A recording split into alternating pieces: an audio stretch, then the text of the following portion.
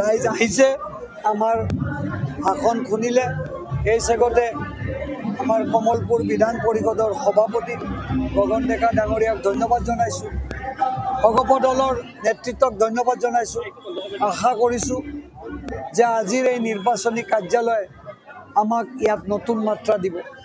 যিসকল অগপৰ প্ৰাৰ্থী আছিল বা যিসকল অগপৰ ইয়াত প্ৰতিনিধিত্ব কৰা আঞ্চলিক হওক বা অন্য সদস্য আছিল তেখেতসকলক আমি ধন্যবাদ জনাইছোঁ যে অসম বিধান পৰিষদে ইমান সুন্দৰকৈ এটা কাৰ্যালয় নিৰ্মাণ কৰি ভৱিষ্যতে অগপ আৰু বিজেপিৰ সম্পৰ্ক গঢ়াৰ এক ব্যৱস্থা হাতত লৈছে। এই চেগতে অগপ আৰু বিজেপি দলৰ সম কাৰ্যকৰ্তালৈকে আন্তৰিক অভিনন্দন আৰু শুভেচ্ছা জ্ঞাপন কৰিছোঁ।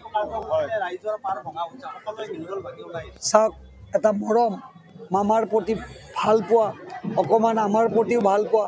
আমি ৰাইজৰ লগত আপোনালোকৰ লগতে থাকি ৫ বছৰ সেৱা কৰিলোঁ। তাৰে আশীৰ্বাদ হিচাপে আজি ৰাইজে আমাক আশীৰ্বাদ দিছে। মোৰ ভৱিষ্যতে যদি মই বিধায়ক হ'ব পাৰোঁ, আদৰুৱা কামখিনি সম্পূৰ্ণ কৰাৰ সংকল্প লৈছোঁ। ৩১ তাৰিখে বিডিয়া ৰাস খেলপথাৰত মুখ্যমন্ত্ৰী আহিব দিনৰ 12 বজাত।